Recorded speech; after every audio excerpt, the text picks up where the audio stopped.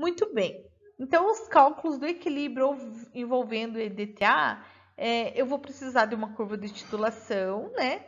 Que eu já comentei, que vai consistir de um gráfico de PM versus o volume de reagente que é adicionado.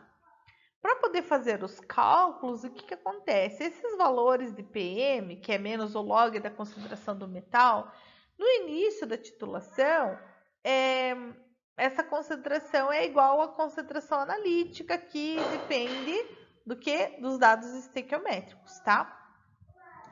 Já depois do ponto de equivalência, esse cálculo ele depende que a gente utilize a equação de equilíbrio, né? Que é a equação que a gente viu anteriormente, que é um cálculo bastante problemático e demorado e difícil se o pH for desconhecido e variável, tá?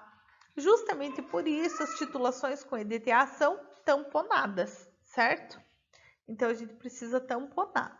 Considerando então o tamponamento das soluções de EDTA, o cálculo da concentração do metal numa solução tamponada vai ser um procedimento bem mais fácil, desde que o pH seja conhecido. Então, vocês lembram que eu comentei com vocês que o alfa alguma coisa, né? É uma fração de quanto que eu tenho de determinada espécie com relação à concentração total. Então, por exemplo, eu tenho alfa 4, que corresponde à fração que eu tenho de EDTA livre, né? Que é o Y4-. Vai ser a concentração dele dividido pela concentração total. Esse CT é a concentração total molar de EDTA não complexado. Como o EDTA pode estar presente em várias formas dentro deste equilíbrio, o que vai ser essa concentração total? Ela vai ser a soma de todas as formas que o EDTA está presente, desde que não complexado. Então, eu posso ter EDTA na fórmula Y4-, na fórmula HY3-, H2Y2-, e assim por diante. Então, essa concentração total vai ser a soma das concentrações envolvidas no equilíbrio. Por isso que eu comentei com vocês que o cálculo, quando envolve a constante de equilíbrio, é um pouquinho mais difícil, especialmente se o pH não for controlado, tá? Muito bem. Então, aqui eu repeti, na verdade, a equação da formação do complexo com a equação da constante de equilíbrio. E a partir daqui, a gente vai fazer algumas generalizações para poder simplificar a conta para achar a concentração de metal.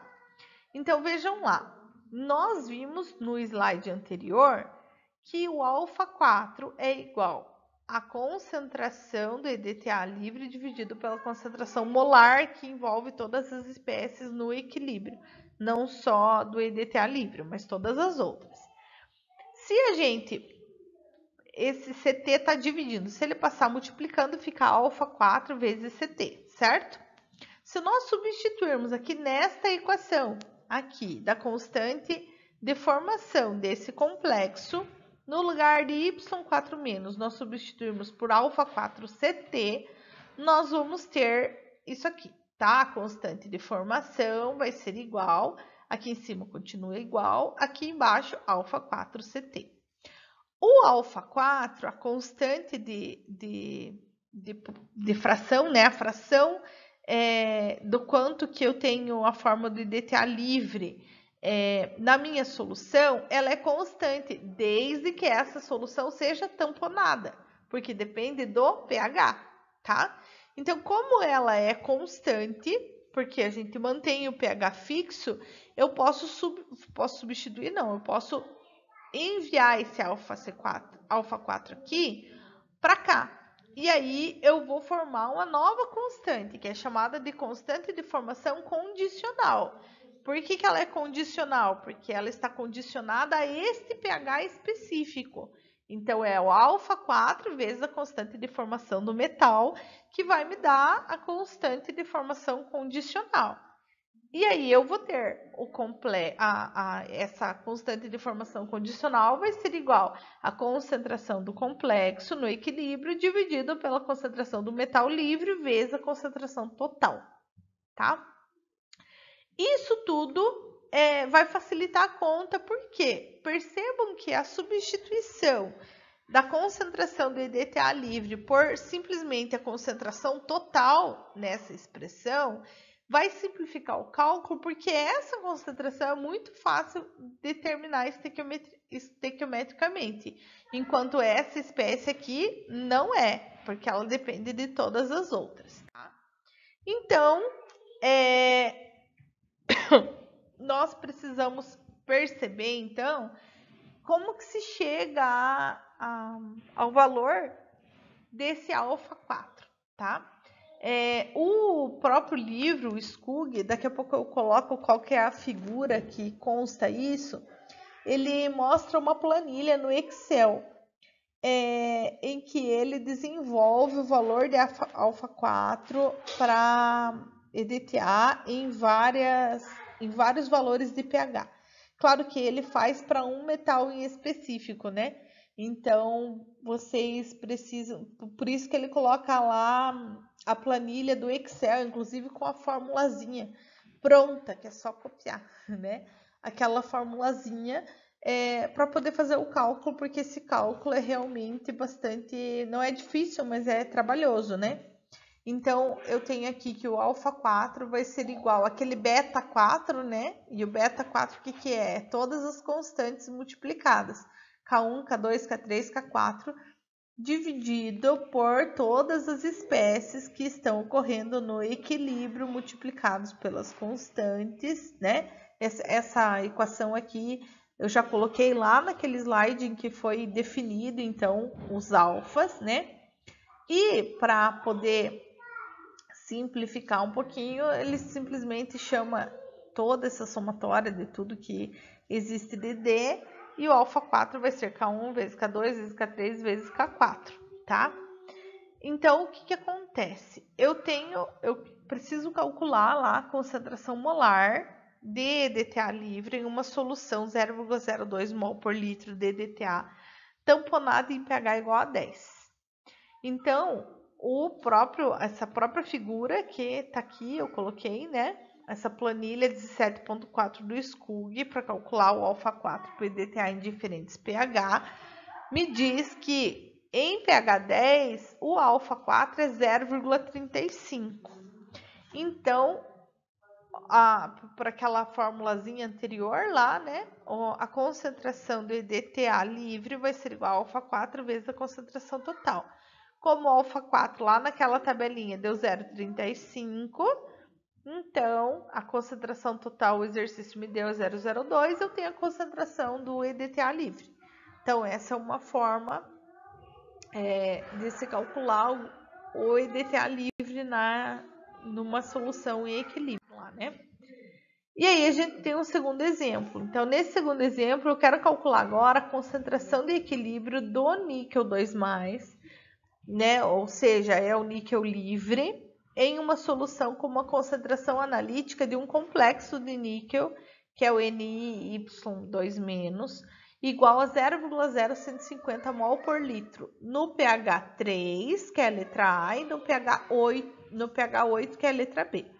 Antes de ir para a letra A e para a letra B, vamos pensar sobre esse equilíbrio e o que está envolvido ali.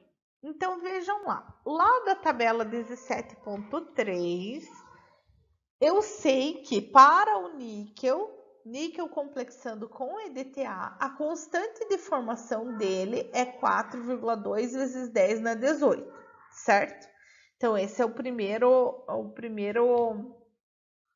item bastante importante. Então, aqui está a reação de complexação do níquel com EDTA formando complexo. Aqui está a equação de equilíbrio e o valor da constante de formação desse equilíbrio, certo? A concentração de equilíbrio do complexo formado, ela vai ser igual ao quê? Pense essa concentração aqui em equilíbrio.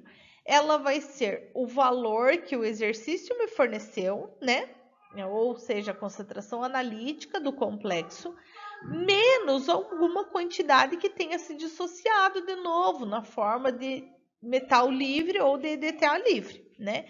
Então, a concentração disso aqui vai ser a concentração analítica, 0,0150, menos o quanto dissociou na forma de níquel ou de EDTA. O quanto dissociou, essa quantidade que dissociou, ela é exatamente igual à concentração em equilíbrio do níquel, porque o quanto dissociou é o quanto formou de níquel livre. E o exercício ele quer justamente a minha concentração de níquel livre, certo?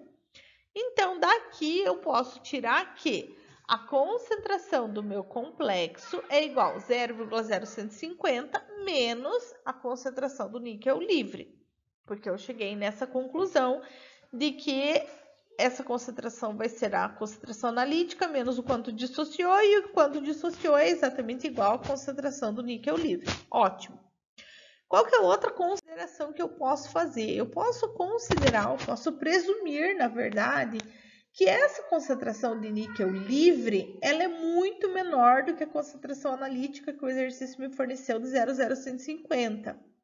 Essa suposição, ela provavelmente é válida, ela é verdadeira por causa da alta formação da constante de formação do complexo. Então, a gente pode chegar à conclusão de que a concentração do complexo no equilíbrio é aproximadamente igual a 0,0150, considerando que o quanto dissociou, que é igual à concentração do níquel livre, é uma quantidade muito menor do que 0,0150. Então, essa é uma primeira suposição bastante importante, tá? O que acontece? O complexo é a única fonte tanto do níquel livre quanto das outras espécies que contêm EDTA, né? Que pode ser o EDTA livre, mas dependendo do pH, esse EDTA livre se torna as outras espécies que a gente já viu lá, que é protonado ou parcialmente protonado. Então, o que acontece? Lá do equilíbrio, né? A gente viu que eu tinha o complexo que dissociava no níquel 2+, que a gente falou, né, que a concentração do níquel livre é exatamente igual ao quanto dissociou, mais o EDTA livre. Só que o EDTA livre, ele pode assumir várias formas, né? Então, eu posso ter todas essas formas aqui possíveis para o EDTA. Tudo isso é igual à minha concentração molar total, né? Tudo isso aqui vai ser igual à minha concentração total lá, que é o CT. Então, o que eu tenho?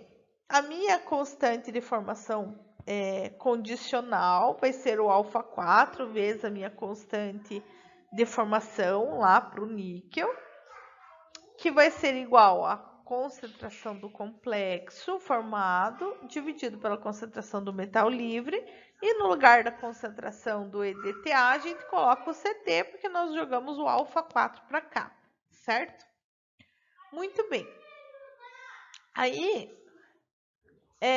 o que acontece? Nós jogamos o alfa 4 para lá, formou a constante condicional, né, que aplicando daí esses valores que estão de forma genérica, mas para o complexo do níquel, né? Então, eu tenho o complexo formado, níquel 2+, CT. Nós já vimos que, pela equação de dissociação lá do complexo, o complexo ele se dissocia no metal livre, níquel, mais o Y4-, que na verdade pode ser tudo isso aqui, né? Essas concentrações, elas são iguais, né? A concentração do níquel 2+, é exatamente igual à concentração de Y4- mais tudo isso aqui. Então, eu posso considerar a concentração do níquel 2+ ao quadrado, em vez de colocar tudo isso aqui, já que elas são iguais, certo? E, na verdade, é esse níquel 2+ que eu estou procurando, que o exercício quer. Então, tudo isso vai ser igual a alfa 4 vezes a constante de formação tabelada para o níquel, tá?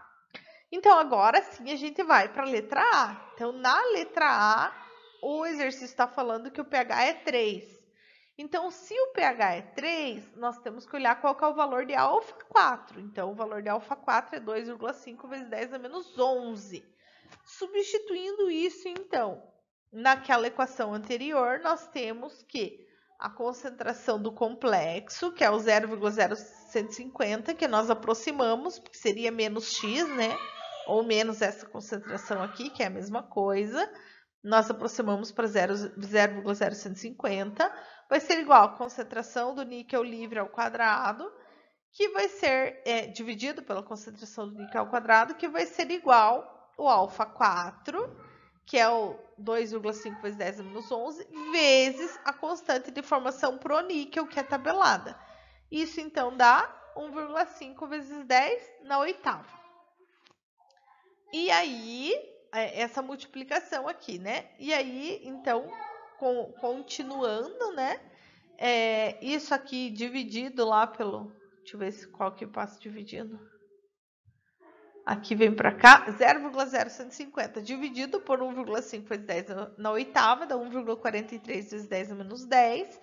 Tirando a raiz para poder tirar o quadrado, eu tenho uma concentração do níquel livre nesse pH de 1,2 vezes 10 a menos 5 mol por litro, tá? Já para a letra B, eu quero um pH igual a 8. O que vai mudar? Só o alfa 4, tá? Então, que na verdade alfa 4 vezes a constante de formação é a constante condicional. Então, o que vai mudar vai ser a tal da constante condicional, né? Então, o valor de alfa 4 é 5,4 vezes 10 a menos 3, e o valor da constante de formação é o mesmo, porque continua sendo níquel, dá 2,27 vezes 10 a 16. Substituindo isso nessa relaçãozinha ali, né, na reação, eu vou ter que a concentração do níquel vai ser igual a raiz quadrada de 0,0150 vezes 2,27 vezes 10 a 16, que é esse resultado. Isso dá 8,1 vezes 10 a menos 10. Um valor muito menor do que na letra B. O que isso nos diz? Na letra B, nós tínhamos um pH mais ácido.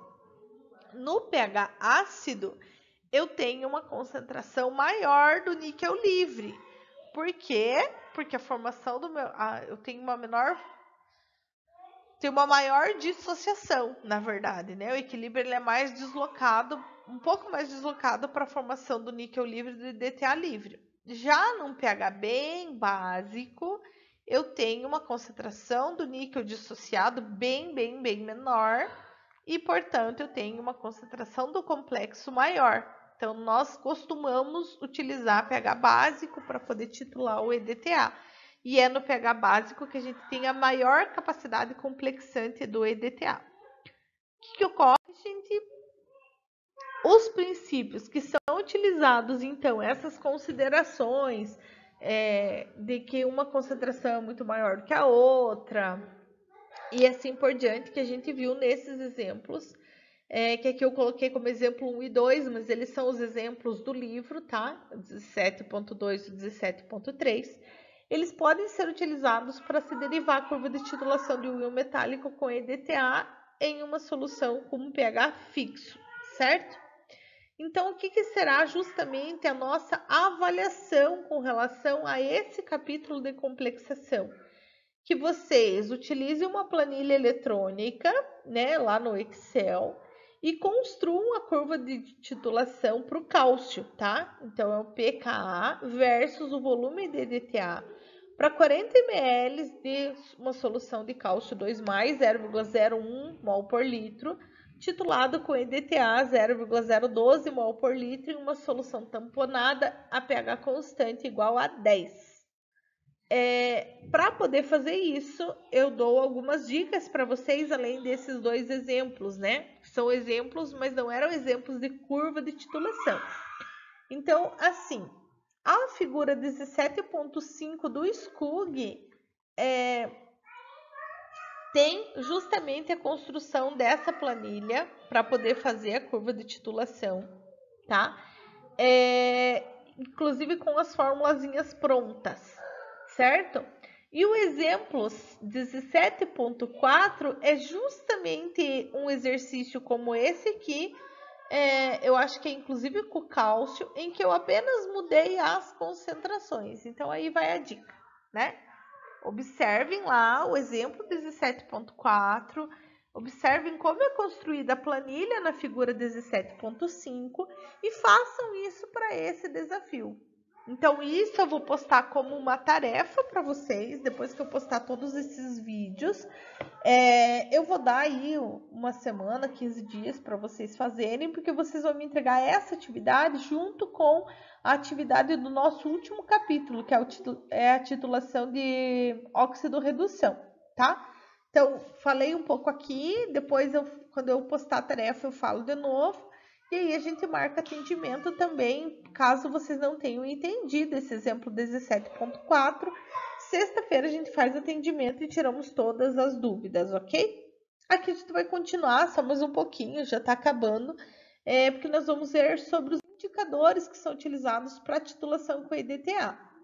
Então, os indicadores para esse tipo de titulação são corantes orgânicos que formam quelatos coloridos com os íons metálicos numa faixa lá de concentração do metal característica, tá? Do cátion e do corante.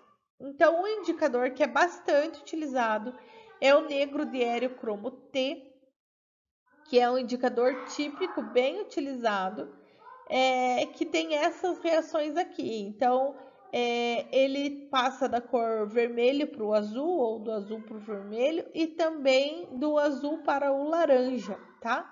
E aí ele é bastante utilizado. Então, os complexos com o negro diéreo cromo T são vermelhos, tá? Como tá aqui. Então, em pH 7 prevalece a forma azul da espécie, que é essa forma que tá aqui. Então, o que acontece quando eu estou titulando lá com o EDTA? Até o ponto de equivalência, o indicador ele vai complexar o excesso de íon metálico que tem ali. Então, se ele está complexado, aqui está escrito que a maioria dos complexos são vermelhos, antes do ponto de equivalência, essa solução vai ter cor vermelha. Aí, com o primeiro excesso de EDTA, a solução vai se tornar azul. Então, vocês vão fazer isso no laboratório. O negro diéreo cromo T, ele serve para todos os metais? Não.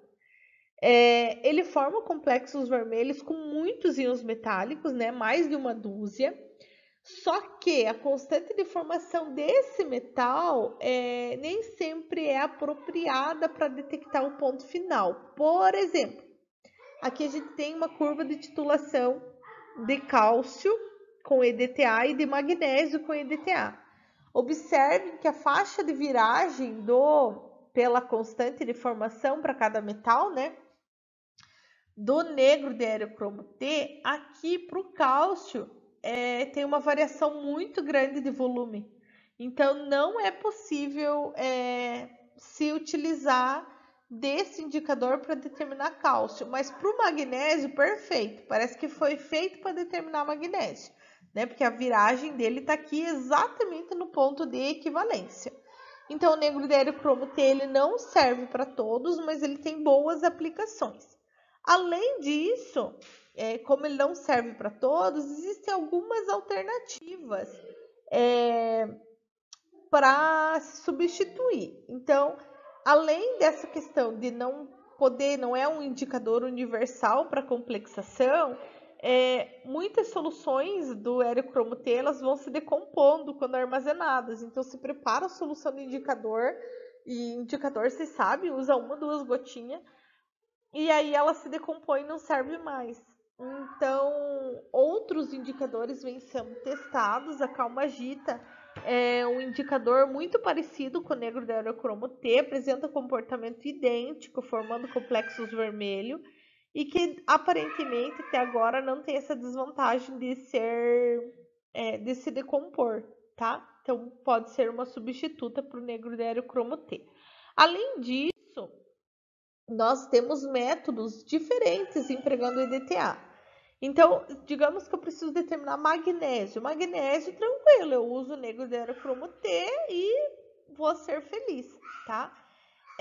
Mas nós podemos ter alternativas, então, quando não é possível se utilizar diretamente o negro diarocromo T. Então, por exemplo, eu posso ter métodos que utilizam o indicador, que utilizam o negro diarocromo T, mas para um íon metálico que é adicionado. Então, digamos que eu quero determinar cálcio. O negro diarocromo T para o cálcio não é bom, mas eu adiciono uma solução de magnésio e é importante que a formação do complexo com magnésio seja menos viável do que com cálcio, né, com o EDTA lá. E aí eu vou conseguir visualizar a mudança de cor através do magnésio. Quando virar a cor do magnésio é porque acabou a concentração de cálcio, tá? Essa é uma alternativa. Além disso, a gente tem métodos potenciométricos, espectrofotométricos, titulação de retorno, retrotitulação e outras aplicações, né, outros métodos que a gente pode utilizar para poder determinar algum analito que o negro diarocromo T não reage, tá? Então, basicamente, gente, é isso. O que eu tinha para falar para vocês sobre complexação. Na sexta, a gente faz um atendimento, então, para ver se vocês têm alguma dúvida com relação a esse desafio. Assim que eu postar os vídeos, eu já vou deixar a tarefa do desafio lá para vocês postarem para mim assim que vocês fizerem, ok? Um abraço!